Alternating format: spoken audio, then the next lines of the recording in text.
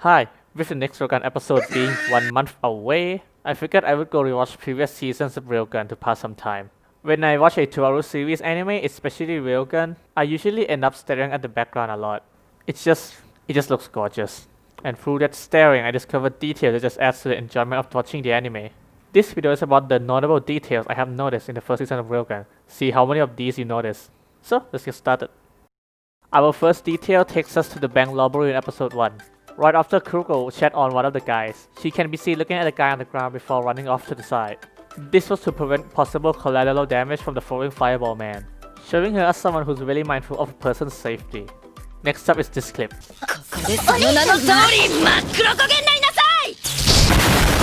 My first time watching this left me wondering what was it referencing. This line is a pun of the name Kuroko, meaning black. Next detail taking us to the episode for Urban Legends, which are all references to the Index storyline. This one most likely referencing Erector Masters being able to make wind turbines spin in reverse. Next one referencing the imaginary number district. And the last one referencing Imagine Breaker. After this scene, we get to see Misaka reading at the store she likes to go to. The book she was initially reading seems to be her monthly magazines, featuring Shakugan no Shana on the cover and an advertisement for a certain scientific railgun. After she put the first magazine down, she then took interest in an urban legend magazine.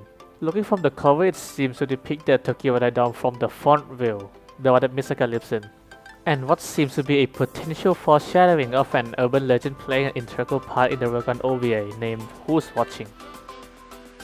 During episode 7, the place that Misaka and Sutton were having a chat is the same place that Misaka spent her fake date with Toma in Index.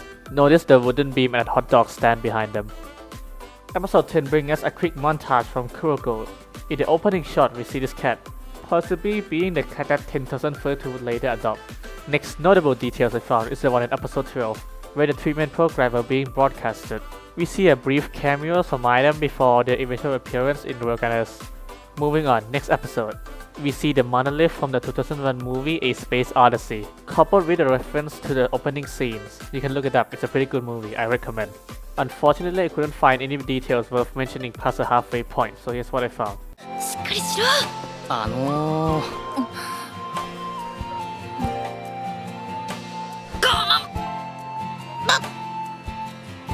お取り込み中すいません。実は一緒に来た連れとはぐれてしまって。 Notice how he's acting. Through this conversation, you will realize that he's treating her like a stranger. This is marking the first instances that post-amnesia Toma met Misaka. Now the last interesting details I found is in episode 20. Remember when the gang were hanging out? They took a couple of pictures. And does anyone recognize this pose? If you said Dragon Ball or Ginyu Forces, you are correct. This is indeed a Dragon Ball reference. Okay, so that was about all the details worth mentioning. I guess I will do Railgun S next, so stay tuned.